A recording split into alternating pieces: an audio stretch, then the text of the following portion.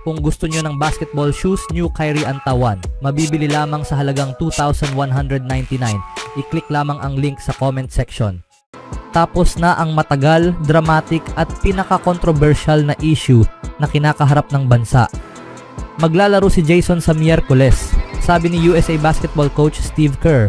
Ang tinutukoy ay si Jason Tatum, ang first team All-NBA forward at champion na nag-ipon ng sapot ng gagamba, hindi pawis, nang buksan ng mga American ang Olympics noong linggo laban sa Serbia.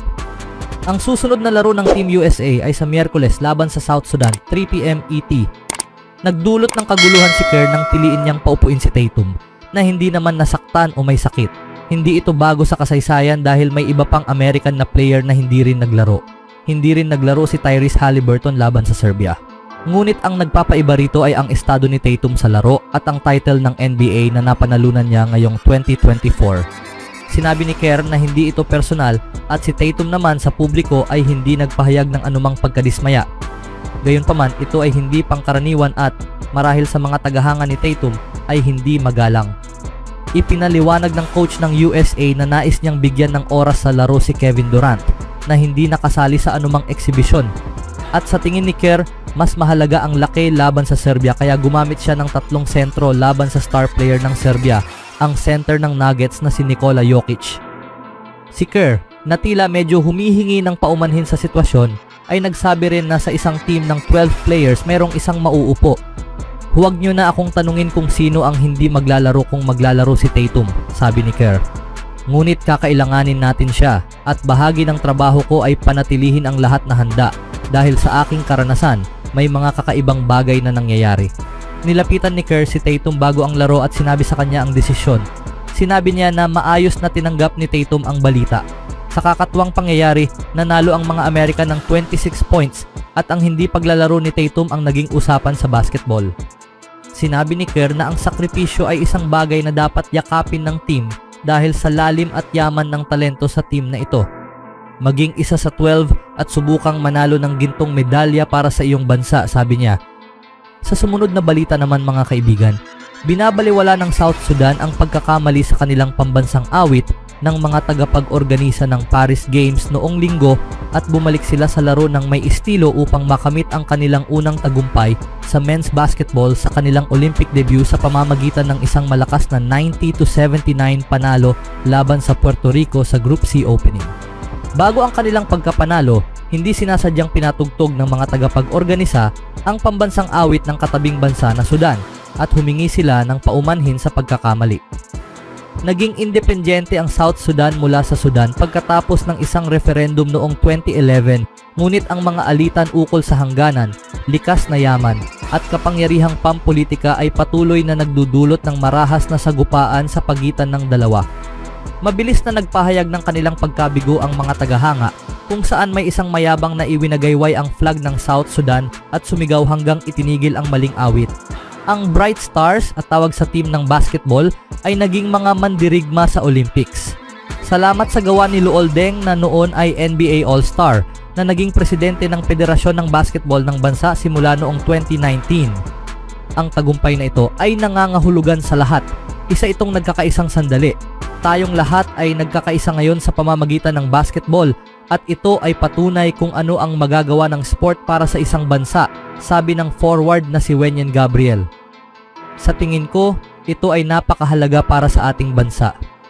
Ipinapakita nito na posible ang lahat basta't handa kang magtrabaho ng mabuti at lumaban sa mga pagsubok, dagdag ng kakampi niyang si Carlik Jones. Kinilala ng mga masigasig na tagahanga ang kahalagahan ng unang tagumpay, kung saan si Esther Soma ay bumiyahe mula South Sudan para lang sa laro. Ito ay mas higit pa sa basketball para sa amin. Ang katotohanan na narito sila sa Olympics sa stadium na ito ay ang pinakamalaking bagay na, sabi niya. Dinala ni Deng ang dating player ng NBA na si Royal Ivey bilang head coach. Sinabi ni Ivey na patuloy silang lalaban. Ito ay mahusay para sa isang bansang dumaan sa napakaraming digmaan, napakaraming problema. Ang magkaisa sa pamamagitan ng sports ay isang dakilang tagumpay. Patuloy kaming lalaban, sabi niya matapos ang tagumpay. Pinuri rin ni Kwani Kwani, captain ng team, ang kanilang tagumpay na naglakbay kasama ang kanyang buong pamilya mula sa Melbourne, Australia upang ipagdiwang ang tagumpay ng team. Ito ay isang karanasang minsan lang mararanasan sa buhay. Pakiramdam namin ay nasa tuktok kami ng mundo ngayon at oo, sa tingin ko kaya nilang talunin ang United States, sabi niya. Sa ibang balita naman, mukhang nag-iisip ang New York Knicks na gumawa ng trade para sa isang center sa ikalawang kalahati ng off-season. Matapos mawala si Isaiah Hartenstein sa Oklahoma City Thunder sa isang 3 taong kontrata na nagkakahalaga ng $87 million. Nangangailangan ang Knicks ng kapalit na maaaring makuha sa free agency o trade. Isang player na maaaring tingnan nila ay ang big man ng Golden State Warriors na si Kevon Looney. Hindi malamang na maging sellers ang Warriors sa market na ito, ngunit ang pag-trade sa Knicks ay maaaring magbigay sa kanila ng dagdag na pondo para sa pagkuha ng isa sa kanilang mas malalaking target. Mas malinis na fit si Looney sa 5 para sa New York kaysa kay Achiuwa at maaaring gamitin ng Golden State siya at ang mga picks sa susunod na season, sulat ni SNY contributor David Vertsberger.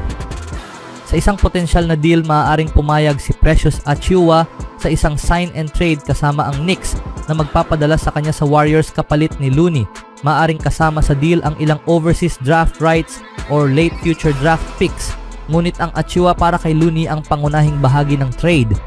Si Looney, 28-year-old, ay naglaro ng kanyang buong 9 na taong career sa Warriors matapos siyang madraft bilang number 30 overall sa 2015 NBA draft mula sa UCLA.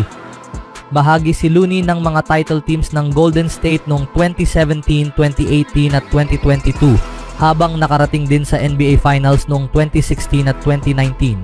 Ibig sabihin, mas madalas pang nakarating sa finals si Looney kaysa sa hindi, na nagbibigay sa kanya ng mas maraming playoff experience kaysa sa karamihan ng mga player sa NBA. Ang kakayahan ni Looney sa rebounding at depensa ay malugod na tatanggapin sa second unit ng New York. Mas ligtas na option siya kumpara kay Sims na bata at hindi pa subok. Bagamat maaaring hindi kasing taas ang ceiling ni Looney, alam ng Knicks kung ano ang makukuha nila mula sa kanya, kaya may katuturan ang pag-trade para sa kanya. Sa huli, makakakuha ng kanilang center ang Knicks at kailangan lang gumastos ng halos $8 million ngayong season para sa kanyang sahod, na halos kapareho ng kinikita ni Hartenstein noong nakaraang taon. Isang deal na halos masyadong maganda upang maging totoo. Speaking of Warriors mga kaibigan, si Kevin Durant at Steph Curry ay isa sa mga pinakadakilang duo na naglaro ng basketball. Bagamat naging pangit ang pag-alis ni Durant mula sa Warriors franchise, hindi kailanman nasira ang kanyang relasyon kay Steph Curry. Tuwing nagkikita sila muli, tulad ng sa Team USA Basketball, espesyal ito para sa kanilang dalawa. Sa isang panayam kay Mark Spears ng Anscape, nagbukas si Kevin Durant tungkol sa kanyang muling pagkikita kay Steph Curry at kung gaano kataas ang tingin niya sa guard ng Warriors. Nag-usap kami ng maraming beses tungkol sa magagandang alaala na mayroon kami, sinabi ni Durant sa Anscape. Si Curry ay isang kahangahangang tao. Ako ay nakakakuha ng pagkakataon na makasama siya sa mas malalim na antas. Inaasahan kong mas makilala pa ang mga taong ito sa mas malalim na antas. Hindi rin isang panig lang ang mga papuri. Malinaw na tatanggapin agad ni Steph Curry si Kevin Durant sa Golden State Warriors kung magkakaroon ng pagkakataon. Wala na siyang ginagawa na nakakagulat. Perpekto ang kanyang pag-shoot sa unang kalahati. Ano ang score niya? 21. Ito ay espesyal. Sanay na siya sa ganitong entablado. Siya ang all-time leading scorer sa USA Basketball dahil may dahilan, sabi ni Curry. Hindi alam kung ilan pang NBA championships ang makakamit ng Golden State Warriors kung hindi umalis si Kevin Durant. Isang bagay ang sigurado, walang makakapigil sa kanila kung sila ay nasa maayos na kalagayan. Ano sa tingin niyo mga kaibigan? Always do it on my own, so I gotta get through it. And the only thing I know is to love what I'm doing. Never give up, never slow, till I finally prove it. Never listen to the no's, I just wanna keep moving. Keep my head up when I act, head up that's a fact. Never looking back, I'ma keep myself on track.